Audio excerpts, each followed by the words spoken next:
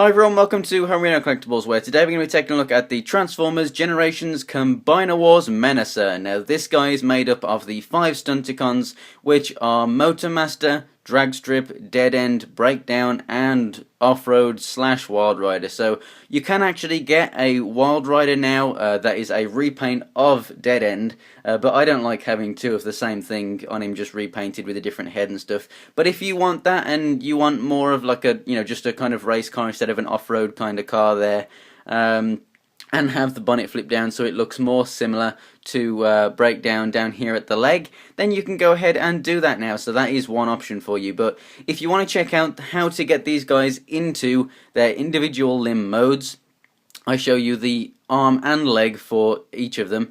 Then check out the individual reviews. I'll put the links for the 5 Stunticons in the description, so you can go ahead and find those easily on my channel, so that you can watch the individual reviews, so that you know how to put this guy together. So, coming in for a bit of a closer look, and as you can see, I do not have Blackjack on the chest. Now, I just want to point out that I really do like this thing. I like it a hell of a lot more than what I thought I would. Honestly, there's not that much that when I buy something, I'm ever like more disappointed than I thought I would be. Usually, just by having something, you kind of like it a bit more because it's your own. But this really has surprised me. I really wanted these, Combiner Wars Stunticons. I really like their individual modes and everything. I didn't think that I would like this combiner as much as I do, and I really do like it. The chest, one of the reasons why I didn't think I might like it is because having it open on pictures and videos and stuff, it just looks very open, and especially when people show it like that, it just looks open and bland and whatnot. But there is actually really nice detail in here. And even if you don't like the detail and you don't like these being really open, I really like the look of having the kind of front of Motormaster like split in two there. I really do like that.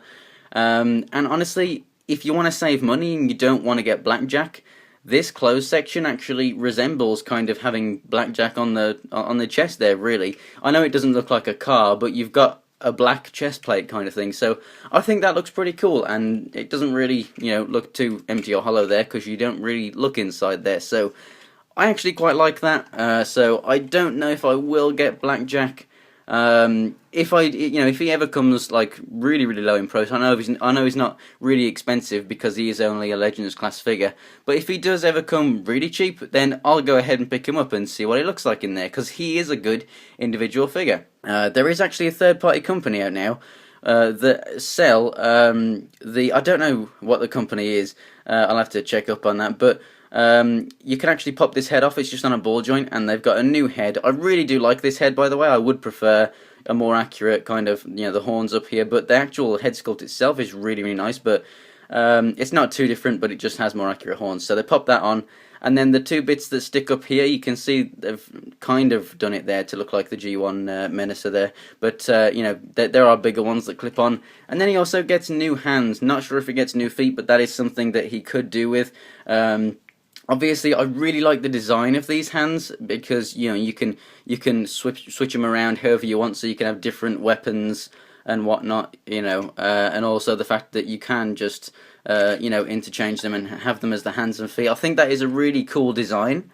However, having more articulated hands and being able to keep up with third-party Transformers, that pretty much all of them have them these days, would have been better, really. And I think that if we did get a trailer, like if we paid kind of, like I said before, a leader class price for the Voyager Motormaster, then maybe we would have got a bit better, hands and feet and a nice trailer there and whatnot. But overall, I really do like the design of this guy. He clips together very well, and he's really sturdy. You can shake him around, you can throw him around, and they're not going to fall out on you. I like the fact that they don't just plug in, they slide in. So they're never actually, even if this joint ever got really loose, by picking them up, they're never literally just going to fall straight down. They're never going to fall out. And I think that is actually probably the best design feature of this guy. Another thing that I didn't know if I was going to like or not is coming down to these legs down here. Obviously, with off-road, you've got the front end of the car that kind of covers the knee. With breakdown, it comes down. Now, you can get a more kind of G1S kind of look by swapping the legs around and swapping the feet around so that you have this on the front.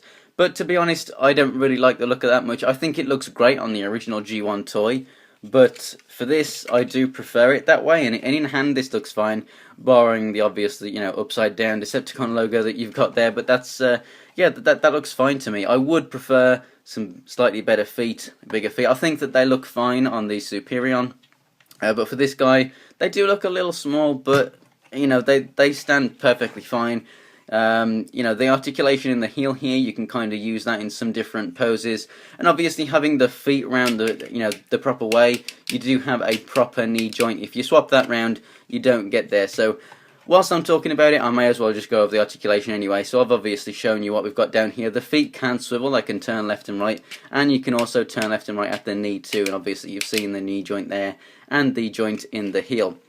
So up here at the legs, you've got this flap here which keeps that in place. So if you want to maybe make him a little bit bigger or slimmer like some people like to do, then you can go ahead and do that. But I actually do prefer the way that he is supposed to be in this mode. I really do think that looks better. But articulation wise, whatever you do, obviously if you uncouple that, you've got a little bit more at that joint, but it doesn't really accomplish anything. So this waist joint moves out the way so that you can actually move left to right at the waist, which is nice. So you get the out to the side right there, and you also get forward and back movement at the thigh there, so that's cool. Now at the arms here, the joint is right here. I like to put the flaps up and the fists over that. I just think it looks better than having them hanging over the back. But yeah, basically make sure that you actually hold that, because otherwise the arm might come off. And I don't mean this arm, I mean the arm for Motormaster. It's connected right there. But basically, so hold that whenever you move that joint left and right. And you can also come out on that joint too. Then you've got the waist joint of the individual robots here, which give you your swivel at the elbow, and then double jointed elbows if you have them this way. If you have them the other way, you only have the single joint because the knees for the robots actually stop that joint. And then the hands move left and right. You've got the thumbs that are articulated in and out, and on that little hinge there, the fingers go in and out. So if you do put something in the hand, as you can see, I've got the sword in the hand here, you can just close them up so it actually looks a bit more like they're holding it. Overall, I really do like this thing. The head also has a pretty good joint. It's got a ball joint in here and a little swivel on the post there, so it moves a hell of a lot, up and down, and then you've got the left and right movement on there as well, and you can also swivel a little bit. So, for a combiner, he's got great articulation. So as for a size comparison, here is the leader class Megatron. So Menasor stands 12 inches tall, that's 1 foot. Obviously, if you mess around with the legs a little bit and make it a bit more slimmer and whatnot, he's going to stand a little bit taller. But overall, I really do like this size. He's going to be more accurate with Legends class figures if you want like a kind of show accuracy. But he's going to look great with deluxe figures as well. Obviously, with the leader class figures like this guy and then maybe Voyager class figures, they're not going to look as good next to them, but nonetheless, they're from the same line, so they are going to look good on a shelf together. And then here he is next to this guy, my favourite, Menasor. And so this is the Fans Project Intimidator, and what I would say is most people's favourite Menasor. As you can see, there's the kind of more accurate, kind of like car on the chest and whatnot. It doesn't look too different there. There's a bit more of a kind of accurate thing. It's not really too accurate, but you get what I mean. It's like more kind of straight coming out there, and also you have those kind of vented bits either side of the head. So obviously I do recommend this guy more if you want a really fantastic Menasor. Even this guy has that kind of the panels on the back there and the kind of empty bit in the middle and stuff.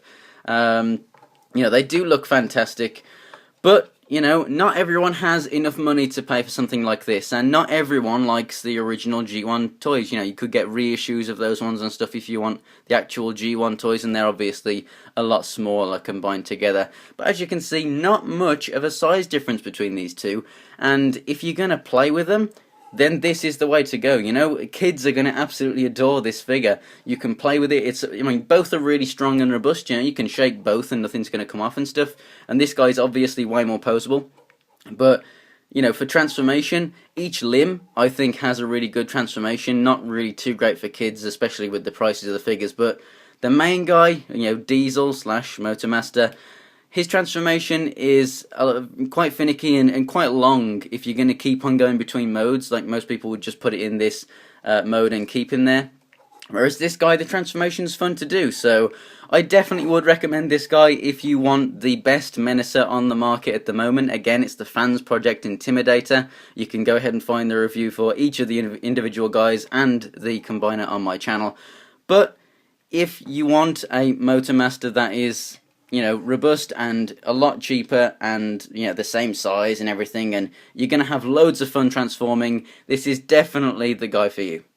So thanks for watching, guys. If you enjoyed the video, go ahead and give it a like. And like I said, if you want to see any of the individual reviews for the Stunticons, go ahead and check out the links in the description below. And if you want to check out the reviews for Megatron or the Fans Project Intimidator, like I said, they are also on the channel. If you want to check out pictures of stuff from my collection, go ahead and follow me on Instagram and Twitter. That's Homerino123 for both links are in the description below also. And if you want to stay tuned for more Transformers reviews, go ahead and subscribe. So thanks for watching, guys, and I'll see you next time.